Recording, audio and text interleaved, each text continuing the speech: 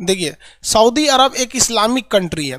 यहाँ पर पेट्रोल और खजूर बहुत ज़्यादा मात्रा में होता है, उसके सिवा यहाँ कुछ नहीं होता है। पेट्रोलियम, गैस पेट्रोलियम बहुत ज़्यादा, इसलिए लोग बहुत ज़्यादा डेवलप हो गए हैं लोग। सऊदी अरब एक फुल टू इस्लामिक कंट्री है। इस्लामिक कंट्री यानी यहाँ इस्लामिक नियम लागू होते हैं। यहाँ के दो सबसे प्रमुख शहर हैं जो पूरी तरह से मशहूर है धार्मिक चीज़ों के लिए। हालांकि किसी भी देश की तो राजधानी फेमस होती है, सऊदी अरब की राजधानी रियाद है। यहाँ की मुद्रा रियाल है, राजधानी रियाद है। यहाँ पे पूरा का पूरा ज़मीन मरुस्थल है, यहाँ पर कोई भी नदी नहीं बहती है। यहाँ पानी की बहुत सारे समस्याएं हैं, बहुत पेट्रोलियम से महंगा पानी हो जाता है। लेकिन यहाँ दो शहर बहुत फेमस हैं, एक मक्का, एक उसके ऊपर मदीना। मक्का और मदीना ये दोनों हज यात्रा के लिए प्रसिद्ध है। मक्का और मदीना दोनों किस लिए प्रसिद्ध है भैया? हज यात्रा के लिए प्रसिद्ध है। बाकी इसकी राजधानी रियाद है। इसकी राजधानी क्या है? रियाद। यहाँ देखेंगे मक्का और मदीना ये किस समुद्र के पास है? तो लाल सागर के पास है, मक्का और मदीना। देखिए, ये आप लोग इस्लाम धर्म में ये दो चीज़ें बहुत ज़्यादा देखे होंगे। ये ब्लैक वाला जो आप देख रहे हैं ना, ये मक्का है, और ये ब्लू वाला जो देख रहे हैं ये मदीना है। मक्का का फोटो कैसे दिखा है भाई आपको? ग्रीन कलर का रहता है जो वो मदीना है। मक्का मदीना इस्लाम धर्म का सबसे पवित्र मतलब वो है, सब हज यात्रा के लिए फेमस है। तो अब यहाँ दोनों में हम आपको समझा देते हैं। देखिए, हर मुस्लिम को अपने जीवन में एक बार मक्का और मदीना जाना रहता है। ये जो है ब्लैक वाला, इसे मक्का कहते हैं, शहर का भी नाम है मक्का। और ये मुस्लिम दुनिया में कहीं भी रहे, वो नमाज पढ़ता है तो उसका सर इधर की ओर रहता है मक्का मदीना में। ये वाला जो है ना, ये काली वाली जो बिल्डिंग दिख रही है, यही क्या है? मक्का है। अब इस मक्का के चारों ओर घूमना जो होता है वो हज यात्रा कहलाता है, हज। अब ये जो छोटे छोटे लोग दिख रहे हैं ना, ये सब लोग आदमी हैं। लोग यहाँ पे करोड़ों की, लाखों की संख्या में भीड़ रहती है। ये कुंभ मेला में कैसे भीड़ लगा रहता है, आदमी गिन पाएंगे कुंभ में?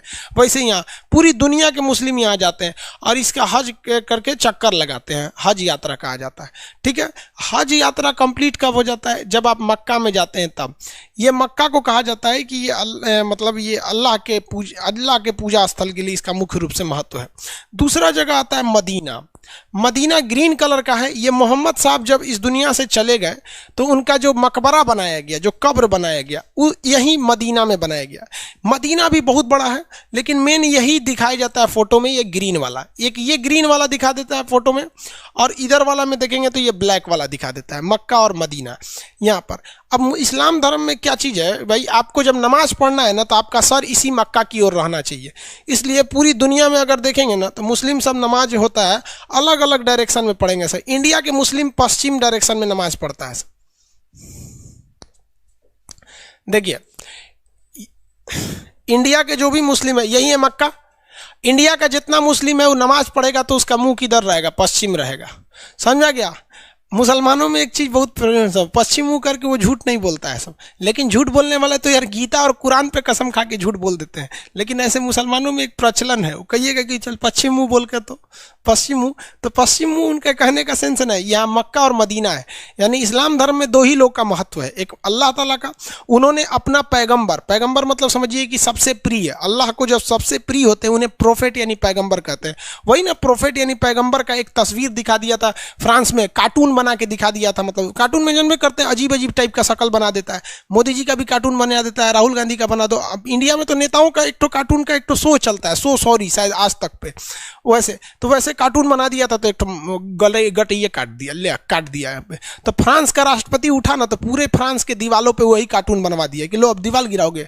तब ये मुस्लिम जगत वाला उठा सब, तो फ्रांस के जितने सामान है उसका बाइकआउट कर दिया।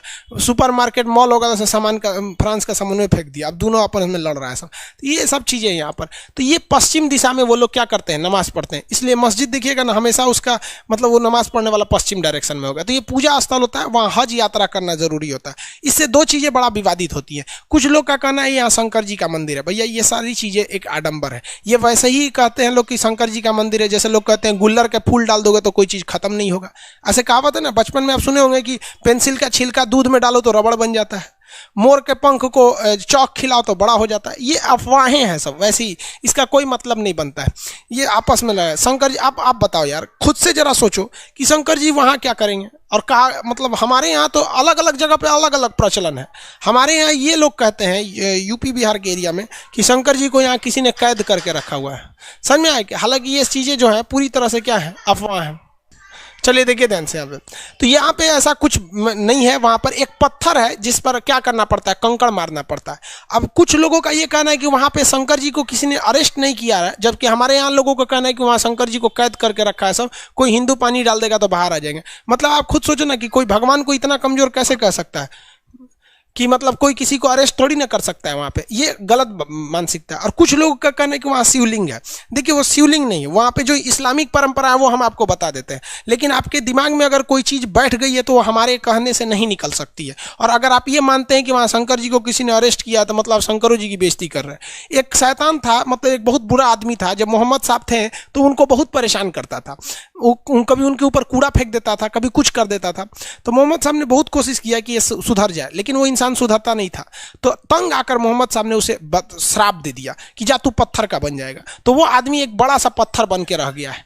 तो लोग जाते हैं ना तो इसी पत्थर पे कंकड़ से मारते हैं लोग, वो ये दिखाने के लिए कि तूने मोहम्मद साहब को परेशान किया था। तो किसी ने ये फोटो लाया और बोल दिया कि भाई साहब यहाँ पर मतलब इस फोटो में यहाँ पे कि ये शिवलिंग है, जबकि ऐसा कुछ नहीं है। वो परंपरा के हिसाब से देखिएगा तो एक शैतान आदमी था। अब बताओ भाई, अगर इस पत्थर की हिस्ट्री उठाओगे तो वो एक ऐसा दुष्ट व्यक्ति था जिसे पत्थर बना दिया गया श्राप से। अब वो दुष्ट व्यक्ति को आप शिवलिंग बोलोगे, आप मानते हो तो आप हमारी बात पे तो बिलीव नहीं कर सकते, वरना अगर आप जिस पे बिलीव करते हो जो ऑथेंटिक चीज़ है, जैसे गूगल हो गया, विकीपीडिया हो गया, क्योरा हो गया, इस सब पे आप जाके सर्च कर सकते हैं। इसी को लोग वो शिवलिंग बोलते हैं। तो इस मक्का मदीना को लेकर दो ही प्रचलन बहुत फेमस है। कुछ लोगों का कहना है कि यहाँ उन लोगों ने अरेस्ट करके रख लिया है, मतलब उनको कैद करके रखा है, और कुछ लोगों का कहना है कि नहीं शिवलिंग की पूजा होती है। ऐसा यहाँ पे कुछ भी नहीं है।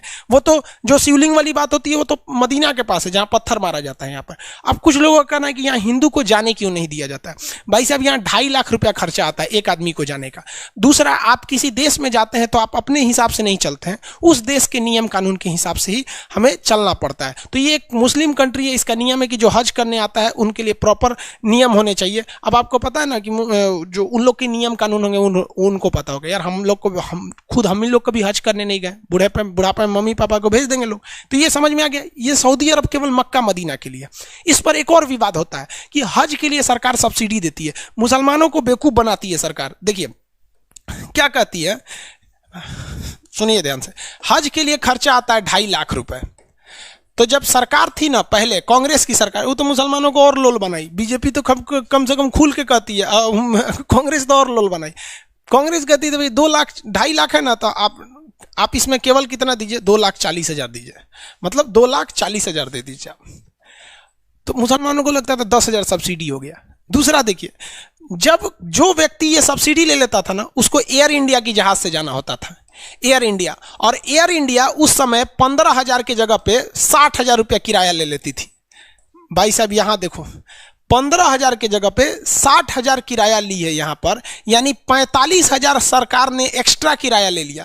जबकि हज के लिए आप किसी भी दूसरे जहाज से जाइएगा तो 15,000 ही किराया है, लेकिन एयर इंडिया से जाइएगा हज करने के लिए तो 60,000 लेगा, आपको 45,000 एक्स्ट्रा लेगा। छूट कितना दिया है, 10,000 का। मुसलमानों को लगता है सब्सिडी मिल रही है। तो सबसे पहले भैया तू तो यहाँ लोल बन रहा है। दूसरी बात क्या चीज़ होती है कि हज का एक नियम है कि आप दूसरे से पैसा लेकर हज यात्रा नहीं कर सकते हैं, तो आप सरकार की सब्सिडी लेके काय लिए हज यात्रा करते हैं। ये सारे धर्मों में है कि भैया अपने कमाई से जाइए, नहीं तो घर में ही भगवान की पूजा कीजिए। तो सऊदी अरब की यही 2-3 चीज़ें फेमस हैं वहाँ पर, और बाकी कुछ है नहीं। वहाँ पेट्रोल है, धार्मिक चीज़ें, अब कोई भी जाता है यहाँ पे तो लाखों रुपए उसकी इनकम हो जाती है हज यात्रा से। अब जैसे आप खुद सोचिए ना भाई, इलाहाबाद में अगर हर साल कुंभ का मेला लगेगा तो इलाहाबाद के लोगों की तो इनकम वैसे ही बढ़ जाएगी, क्योंकि जो भी आता है हज करने वो 45 दिन रुकता है। तो आप कभी कुंभ मेला में जाइएगा तो वहीं के लोगों के टेम्पू में बैठिएगा, वहीं के होटल में रहिएगा, बहुत इनकम हो जाता है ना एज ए टूरिस्ट के लिए यहाँ पर। तो ये मक्का मदीना यहाँ हो गया। बाकी ज्योग्राफिकली इसका कुछ खास महत्व नहीं है। समझ में आ रहा है कि नहीं आ रहा है?